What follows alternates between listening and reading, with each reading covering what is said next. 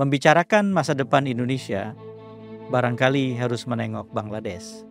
Ada krisis yang berpotensi tidak terkelola, lalu kemudian akhirnya tentara kembali berkuasa. Apakah Indonesia akan seperti itu? Jika di Bangladesh pemerintahan sipil gagal lalu kemudian jatuh, tentara mengambil alih. Menurut saya, skenario di Indonesia tidak seperti itu. Potensi ancaman di kita bukan kudeta tentara, tetapi digunakan kembalinya tentara oleh kekuasaan. Jadi bukan tentara mengambil alih, tapi tentara direpolitisasi. Ini lebih berbahaya karena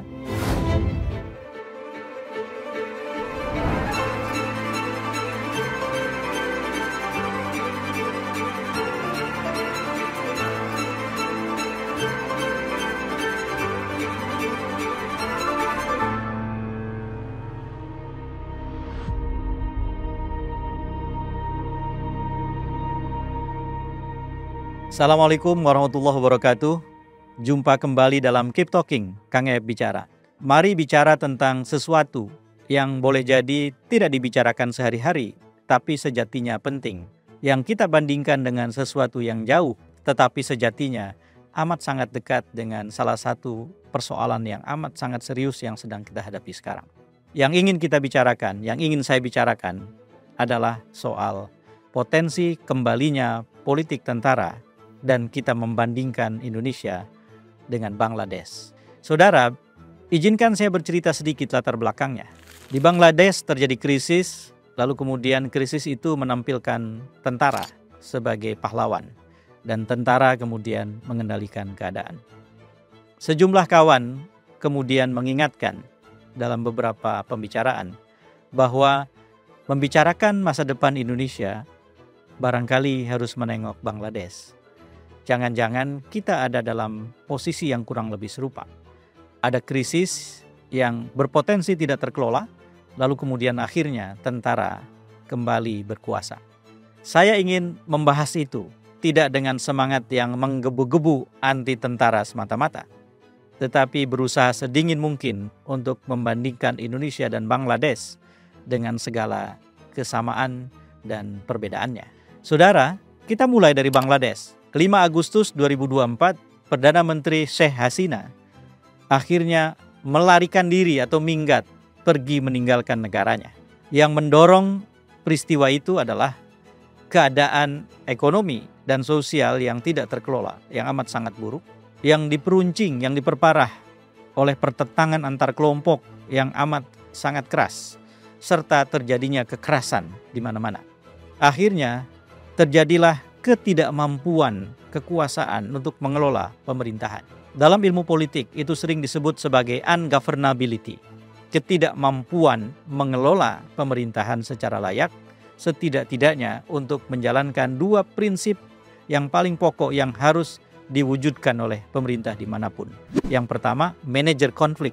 Yang kedua, memastikan kehidupan berjalan dengan normal atau layak, sesuai dengan standar masyarakat atau warganya. 2 kebutuhan atau 2 kewajiban yang harus dipenuhi dan dilayani oleh pemerintahan di Bangladesh tidak terpenuhi. Ungovernability terjadi, lalu Sheikh Hasina, Perdana Menteri, pergi meninggalkan negeri. Saudara, itulah yang kemudian menampilkan Jenderal Wakruzaman, yaitu Panglima Tentara Bangladesh. Wakruzaman mengambil alih keadaan dan di mana-mana kemudian menyampaikan sejumlah seruan. Seruannya antara lain adalah bantu kami untuk mengatasi dan meredakan kekerasan. Bantu kami untuk memulihkan ketertiban negeri kita.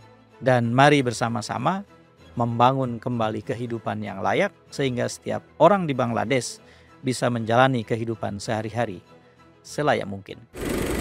দাবি আছে, সেই দাবিগুলো আমরা পূরণ করব এবং দেশে একটা শান্তি শৃঙ্খলা ফিরিয়ে নিয়ে আসব। আপনারা আমার সাথে সহযোগিতা করেন, দয়া করে আর এই ভাঙচুর, হত্যা, মারামারি, সংঘর্ষ এগুলো থেকে বিরত হন। Itulah poin-poin penting yang disampaikan oleh Jenderal Wakruzaman di mana-mana.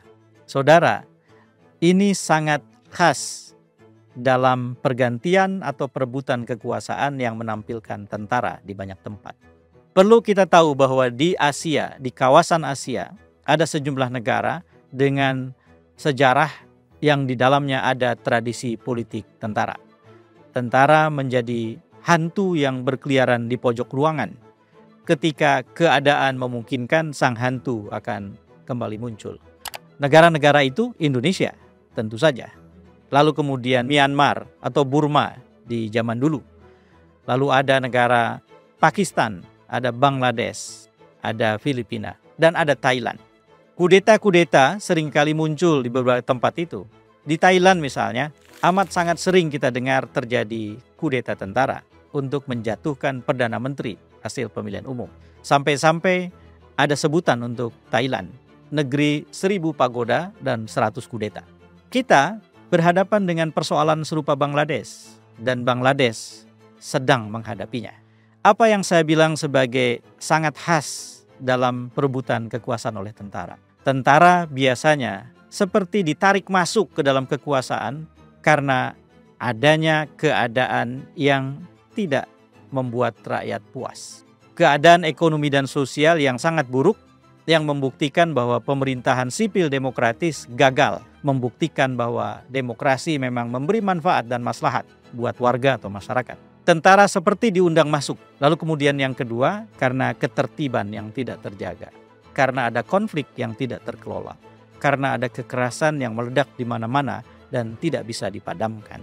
Gabungan di antara keadaan yang buruk secara sosial ekonomi dengan konflik dalam masyarakat yang gagal dikelola biasanya menjadi undangan masuk buat tentara. Itulah sejarah misalnya keterlibatan tentara lewat berbagai kudeta di berbagai negara Amerika Latin. Di sana sama seperti di Thailand, kebiasaan tentara untuk kudeta itu amat sangat tinggi. Dan karena itu kemudian biasanya orang merumuskan ancaman terhadap demokrasi di Amerika Latin antara lain adalah repolitisasi tentara. Jadi saudara, apa yang terjadi di Bangladesh sangat khas. Keadaan ekonomi terutama tidak terkelola, ada pertentangan antar kelompok, ada konflik, ada kekerasan, maka tentara terundang masuk.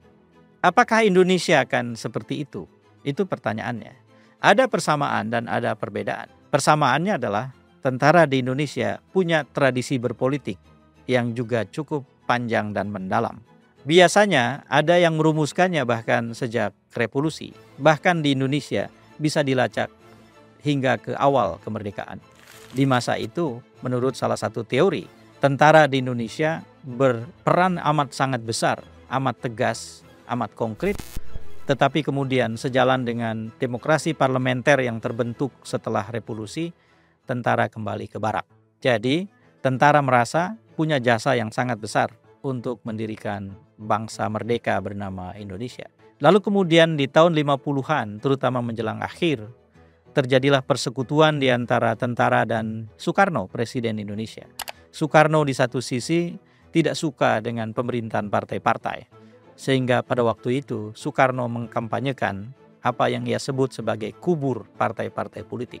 Pada saat yang sama, tentara di Indonesia punya ketidakpuasan, para perwiranya terutama, terhadap pemerintahan sipil yang dipandang gagal. Mereka gregetan, kurang lebih begitu. Dan ini kemudian diberi jalan masuk oleh satu konsep yang diperkenalkan oleh A.H. Nasution menjelang akhir tahun 50-an yang disebut sebagai jalan tengah.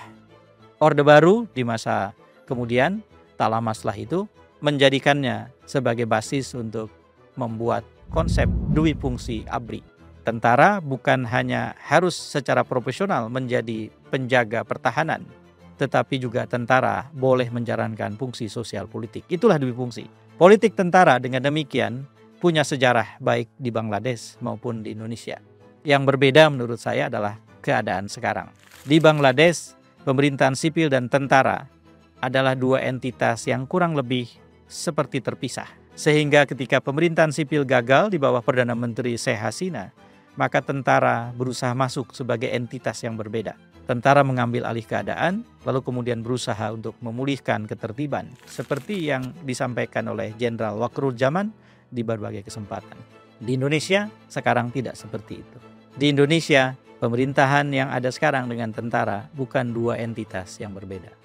Jangan lupa, setelah satu masa pemerintahan Indonesia di bawah presiden sipil, yaitu Joko Widodo, kita kembali dipimpin oleh seorang jenderal, seorang tentara.